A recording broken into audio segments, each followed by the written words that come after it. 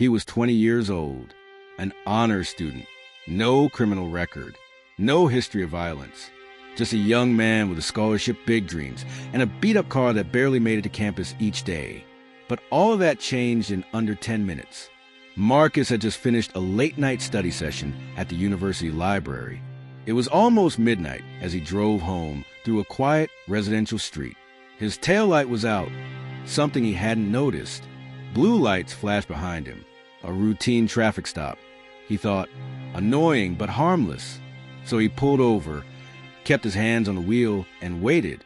The officer approached slowly, flashlight in hand. License and registration. Marcus complied, but then came the question, "Do you mind if I search your vehicle?" Marcus hesitated. There was nothing illegal in the car, just books, a gym bag, a jacket.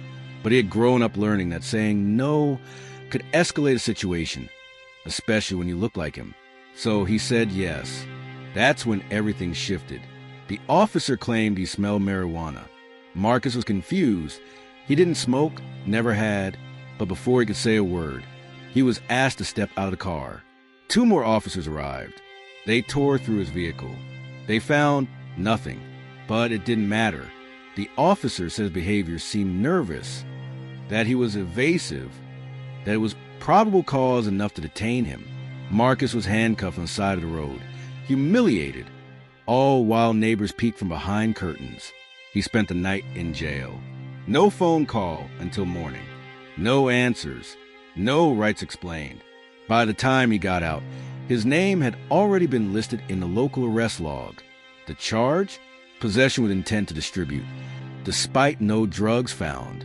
The report claimed a trace smell and suspicious packaging, a brown paper bag with takeout food he hadn't touched. Marcus's scholarship was suspended pending investigation.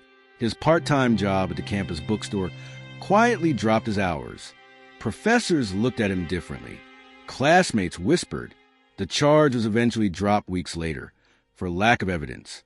But the damage had already been done. He lost his scholarship permanently. His academic record now showed a disciplinary incident. He missed a semester of school trying to recover mentally and financially. And online, his mugshot still floated on arrest record websites, available to any future employer or landlord who searched his name. All from a traffic stop, all for something he didn't do. Marcus would later learn he wasn't alone.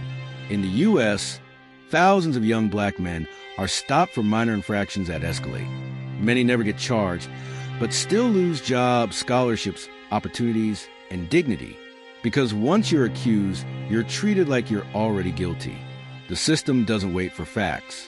It punishes you immediately, then quietly walks away when proven wrong. Marcus eventually finished school, with help from community members and a GoFundMe that went viral. But his trust in the system? Gone. He now speaks to students and at youth programs, warning them about what happened. His advice? Stay calm. Know your rights. But understand, your skin color might make your truth invisible. He should have been studying that night. He should have gone home, slept, and woke up for class like any other day.